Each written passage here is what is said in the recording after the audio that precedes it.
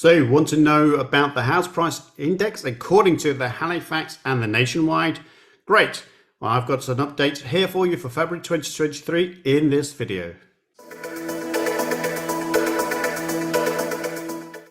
Hi everyone, my name is Simon Mishevich from Optimize Accountants, and in this video we're going to be talking about the house price index according to the Halifax and nationwide. I'm a tax specialist for UK property as well as US property as well, so I'm always fascinated to know what other organizations are saying about house prices in both countries, the UK and US, but we're going to be particularly focusing on the UK, of course. And here we're looking at the Nationwide Building Society, which has recently sent their report out, and we've got the Halifax report, and I wanted to bring them two together. I did these videos separately before, but I wanted to bring them both together. And I want to focus on what there has been saying about the January 2023 house prices by the Nationwide, which is the top one, and the Halifax underneath. And you'll notice straight away, massive discrepancy between the two. And when we're talking about house prices, I know that other YouTubers are putting a great deal of emphasis on house prices and in terms of where we're going. Now, one thing I would say straight away is Halifax have said 281,684, which is an actually slight increase by a couple of £100, nothing more than that. That's why it says 0.0% because it's so small, but there is an increase. And therefore, Halifax is saying house prices have gone up slightly, whereby if you look at nationwide, they're saying that the house prices on average is 258,000. Why the difference? Because they're basing it on their own data set rather than national average. And that's why I think people need to be a little bit skeptical about using these data sets. And equally, nationwide is saying the house prices have dropped by 0.6%. So who's right? Well, actually, neither is the honest answer. But I think we can gauge where they're going from in terms of their own market, the product mix that they have. And it might tell us more about who their client base is rather than the national average. But in any case, I thought it's worth just highlighting that house prices certainly are not increasing. This is not a positive statement. This is still about, well, house prices are predicted to go down further south. What do you think? Please put in your suggestions, thoughts in the comments box below, please. If you need a mortgage, then a buy-to-let mortgage, then use that URL in the video description box or use the QR code shown on your screen.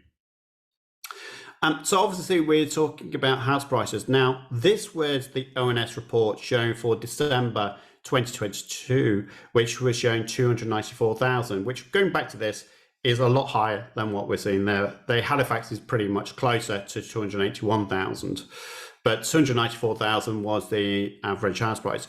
They're saying in January that it's going to be teetering on the same level, so we don't really expect to see anything different. Now, what is interesting about this is if you look at the annual growth, which is the blue line, this is from the Halifax, they're saying the percentage change. Now, the percentage change, you can see it's been going down from July all the way down to December, but seems to be leveling off for January. What does that tell us? It's more, I know people are talking about the house price crash, but realistically, house prices are affected by supply and demand. There are not that many buyers out there because of mortgage interest rates, and we have to think about that. So why would you sell your home with a low interest rates only to buy a new home which has got higher interest rates? You just might not do it. And I'm seeing the same in the US. People talk about house price crash because of the economy, but actually, unless you're forced to sell your property, which is based on unemployment, and unemployment is being managed very well in both the US and the UK. So we need to bear this in mind when we're talking about the economics and making false statements about house price crashing because of the economy. Well, we're not seeing that right now. We can see a recession, but it's a soft recession.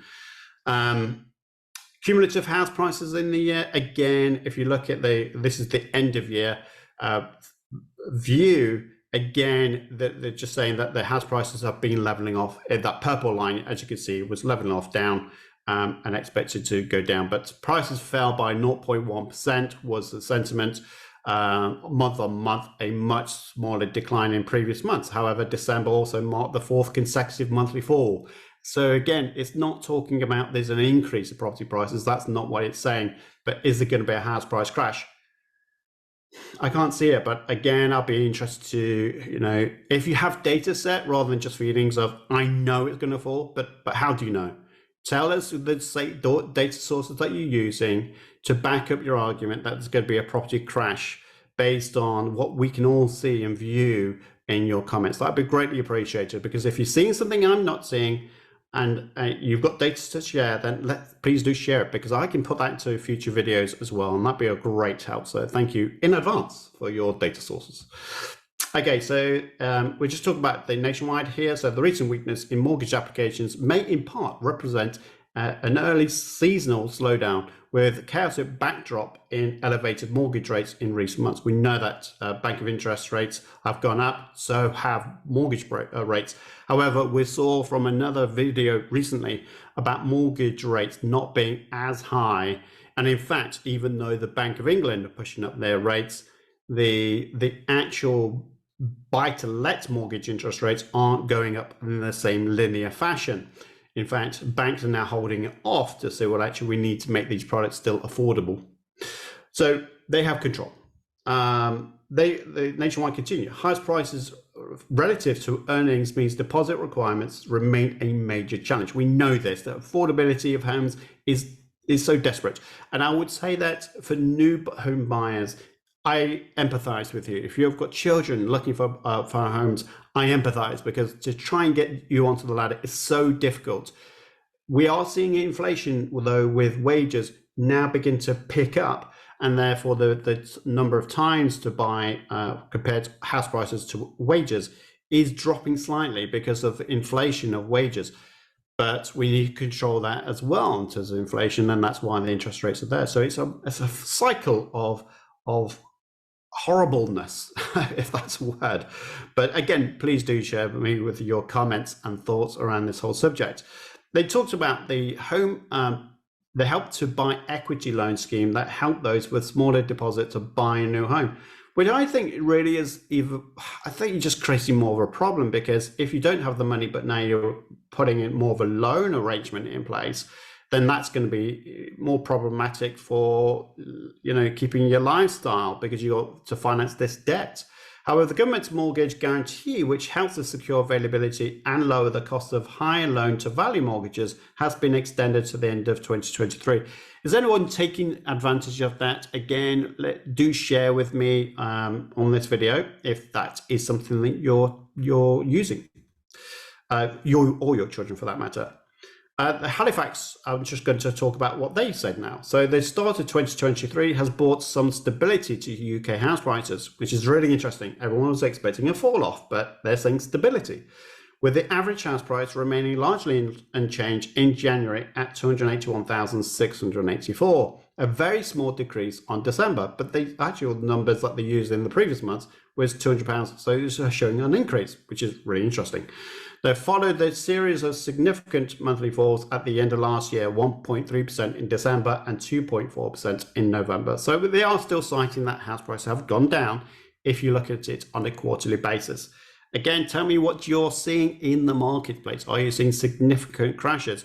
And again, let's not think about sales prices. Let's think about sold prices. So for whatever you put your house for sale isn't representative of the sold house price.